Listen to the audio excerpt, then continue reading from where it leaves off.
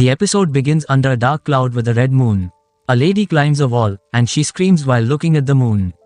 Meanwhile, Shadow receives assistance from Beta, who tells him that there hasn't been any clear activity from the Diablos factions in the Kingdom of Medgar since the incident at the previous Bushan festival. The smaller factions had been in a state of stagnation before, but now the Veneria faction, which was undergoing restructuring, has resumed its movements after the recent disturbance. They claim that everything is going according to plan, and they can now focus their main efforts on the situation in the Kingdom of Oriana. Shadow expresses his surprise and asks about the exciting news. Beta responds that there has been a recent acceleration in the flow of money to the Lawless City that doesn't belong to any country. She explains that it's a large, impoverished area where the world's evils, wealth, and power converge, and any disturbances there could have far-reaching consequences for the rest of society. Despite their desire to concentrate all their efforts on their plan, Beta reluctantly admits that they may need to deploy additional forces to this area immediately. Shadow senses the scent of blood coming from the Lawless City and predicts a storm of blood is approaching. The organization members are perplexed when they notice that the moon's color has become redder than usual, resembling the legendary red moon. They explain that a similar catastrophe occurred 1,000 years ago, and if the Lawless City remains in its current state, all the surrounding nations will suffer the consequences. Alpha speaks up, saying that facing this challenge may even strip the legendary red moon of its significance. Shadow insists on going alone, and the members express their concerns for his safety. He reassures them, saying that the red moon is the only concern. Alpha tells him that even in facing the legendary red moon, he will still find beauty in it. They wish him luck in the upcoming battle, acknowledging that the red moon was once just an ordinary moon, but now it serves as a warning for the living Queen of Blood. Only Shadow and the organization know this information, and they praise his improvisational skills with humor. Afterward, the two individuals say, "So this is the Crimson Tower ruled by the Blood Queen. She is one of the 3 rulers of the Lawless City." Then they explain that it's the castle of the vampires, and no one dares to approach it because getting too close will lead to instant death. Not even the strongest creatures can challenge it. The guard they encounter is surprised by their words, laughing at them and saying, "You two don't deserve to pass through this gate." The only ones allowed in here are servants, guests of the Blood Queen, or powerful warriors. The two strangers surprise the guard by responding that they are not servants or guests but powerful warriors who have come here to hunt the Blood Queen. The guard laughs at them again, saying that he enjoys it when he finds someone even more foolish than himself. He lost his right arm, and now they kept me here like a guard dog, tied to a post. The two warriors assure the guard that they are not weak like him. He mentions that he used to be known as the White Devil and was a wanted criminal with a huge bounty on his head, but now he's just a guard dog for the Blood Queen. Then he begins to attack them. In the morning, we find Shadow in the city, remarking that the Lawless City resembles a garbage dump as he imagined. Claire tells him to stop investigating because drawing the attention of peculiar characters will be bothersome. Shadow suggests going to the Crimson Tower, but she decides to go to the Union of Dark Knights first for a planning meeting. Claire asks what it is, as she hasn't seen this union in the area before. Shadow explains that they have their own special group of Dark Knights, and the Union of Dark Knights is an unofficial organization. Shadow, who goes by the name Minoru Kagenou, tells his story of how he was once on a path to become Eminence in the shadows, but his journey came to an abrupt end. His sister Claire won the Bushan Festival Championship and used her connection to Gamma to book a free dinner to inform him that she was going to the Lawless City to hunt vampires. After the tournament, she headed straight for the battle. Later, we see Shadow with his sister Claire, who is pulling him along.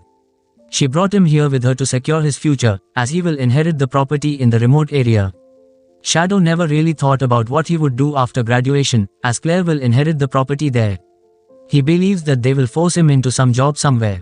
Since he's capable of doing anything he wants, he doesn't really care about the nature of the job he'll have. Claire asks him what he wants to do, and he tells her it's a secret since he's keen on not revealing his true intentions to anyone.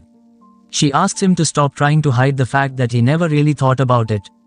At this moment, a man approaches them and speaks to Claire, inviting her into his store. He has obtained new and high-quality pets, which arrived just this morning.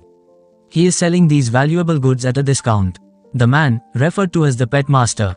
His goods has multiple injuries on his body. Claire advises him to handle his merchandise with more care.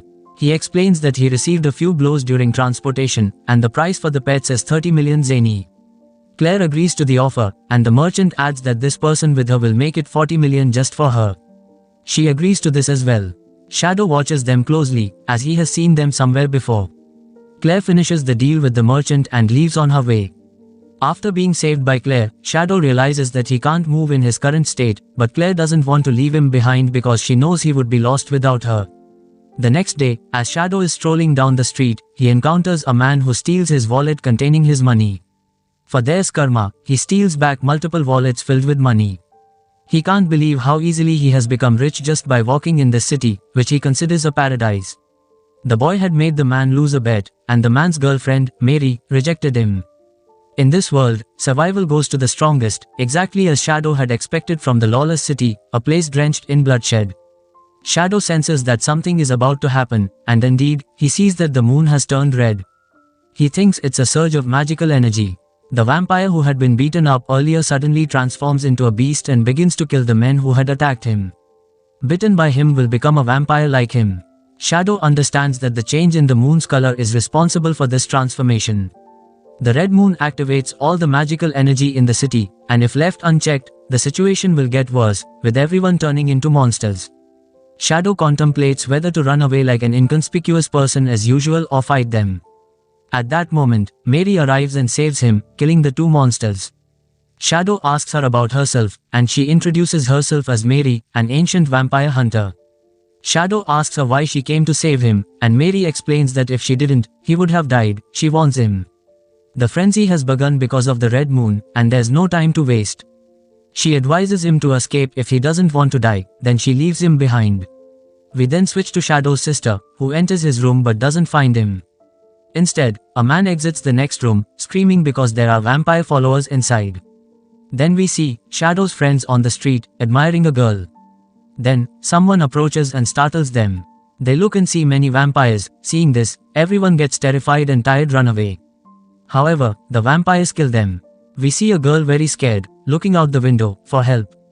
Then Shadow arrives, saves the day, with a powerful blow. He tells her to escape if she doesn't want to die, as the frenzy has begun. He leaves, but she asks him for his name. He answers that he is Shadow and leaves. Then, another girl approaches, asking her if she's okay. She tells, a man named Shadow came and saved her. The girl tells her that he is the evil mastermind who used to enjoy beating corrupt religious men, and he's a danger to any of the city's rulers. However, she reasserts to her that he is not evil. She gathers her things and plans to escape the city. Her friend advises against it, fearing the consequences as if they were discovered.